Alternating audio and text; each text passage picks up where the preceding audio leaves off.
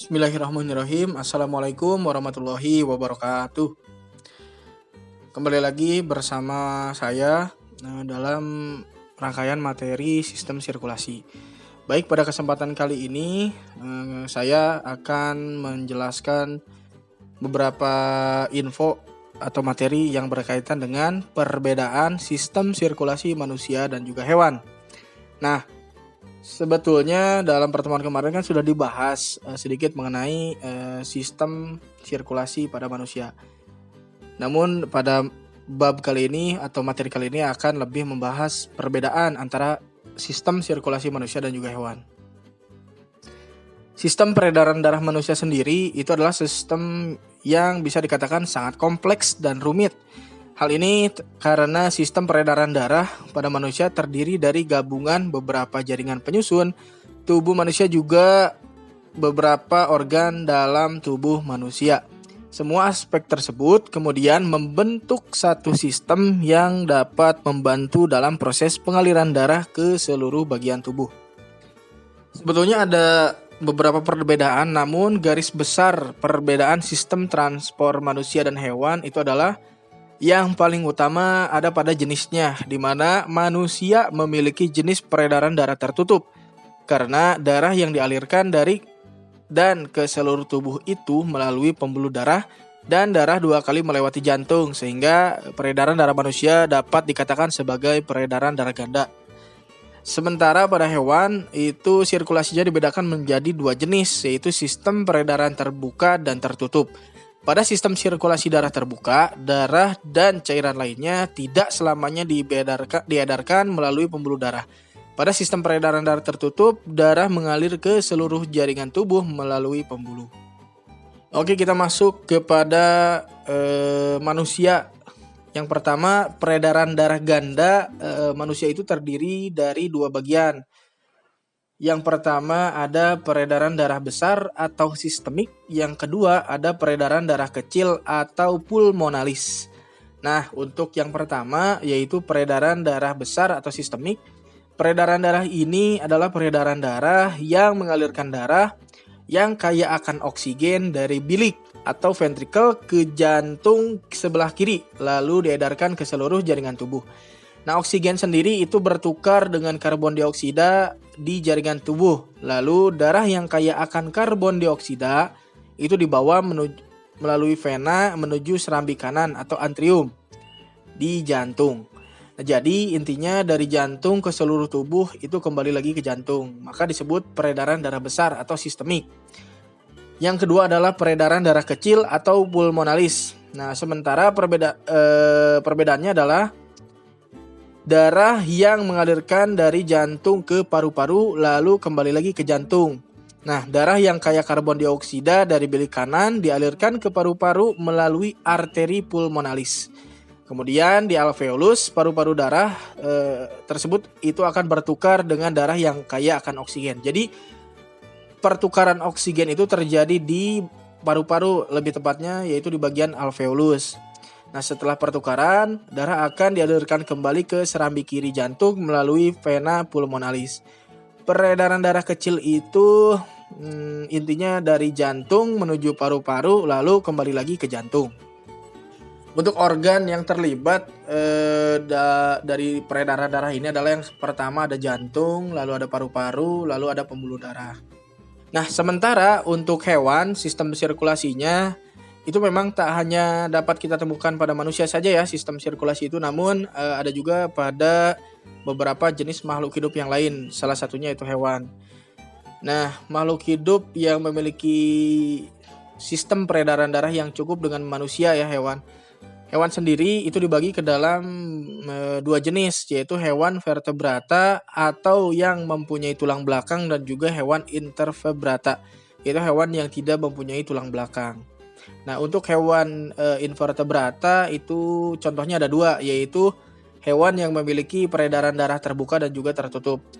Yang pertama adalah cacing tanah, itu mereka mempunyai sistem peredaran darah tertutup, di mana pada cacing darah akan dipompa ke bagian depan oleh pembuluh darah dorsal dan dialirkan kembali ke bagian bawah melalui 5 pasang jantung ke dalam pembuluh darah substain yang selanjutnya akan bercabang-cabang ke bagian intestine, lalu juga ada bagian epididymium dan juga dinding tubuh. Nah, sementara untuk contoh peredaran darah terbuka itu ada pada insekta atau serangga, di mana tidak terdapat pembuluh-pembuluh balik dan juga kapiler. Oksigen terutama itu diangkut oleh cabang-cabang trakea di hampir seluruh bagian sel di dalam tubuhnya. Oksigen masuk ke jaringan langsung melalui sistem trakea sehingga tidak memerlukan HB.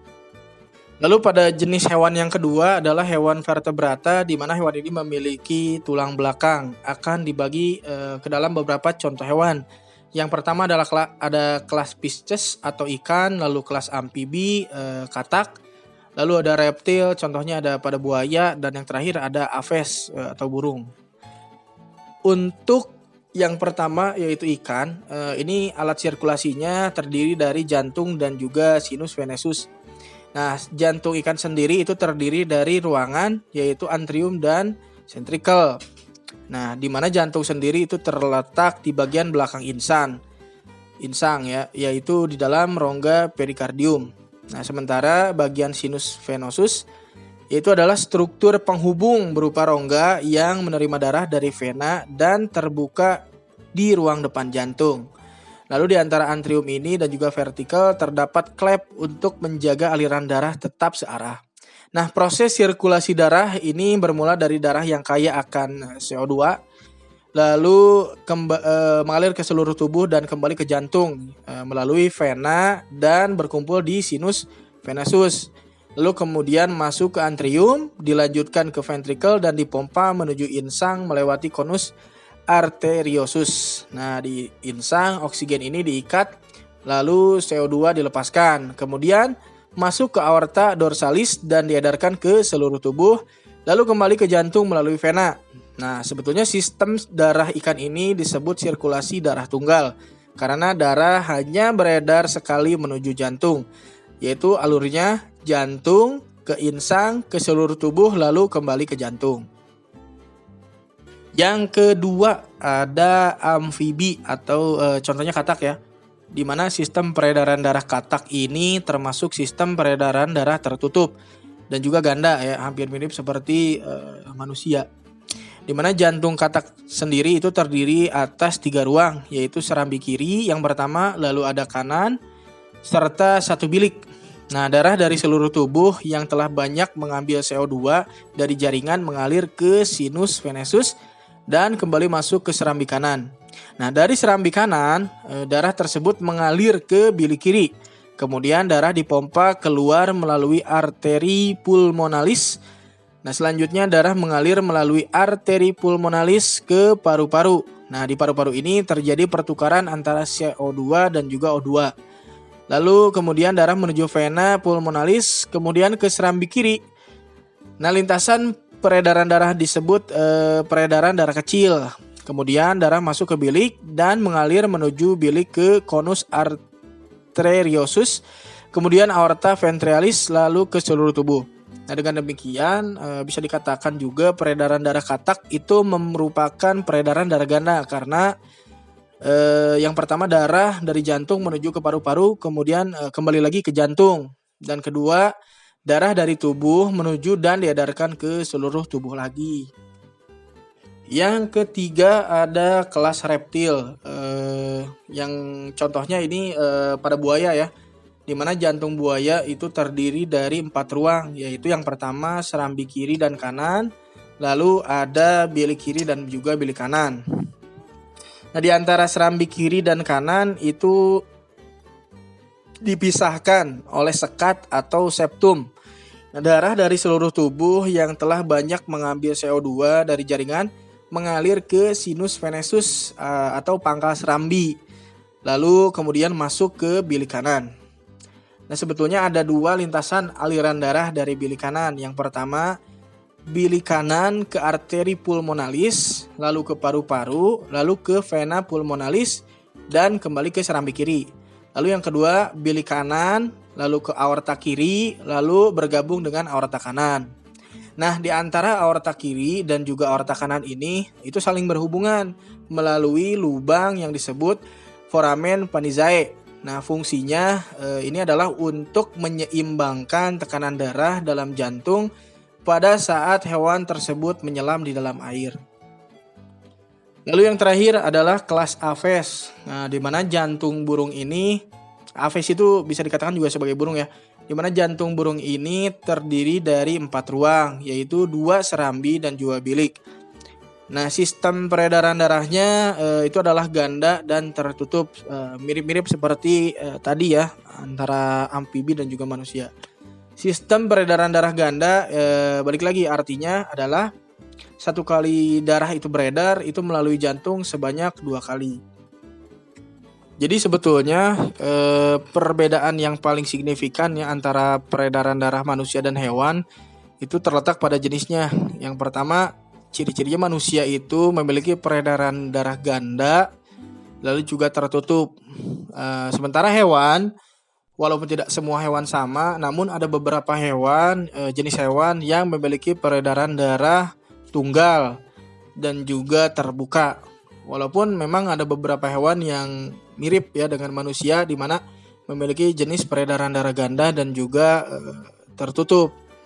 Namun tetap ada perbedaan seperti pada struktur jantungnya atau tipenya seperti itu tadi. Contohnya tadi pada serangga, di mana serangga tadi memiliki peredaran darah yang terbuka. Seperti itu barangkali. Ya mungkin cukup sekian materi yang bisa saya sampaikan. Kurang lebihnya mohon dimaafkan. Wabillahi taufik wal hidayah. Wassalamualaikum warahmatullahi wabarakatuh.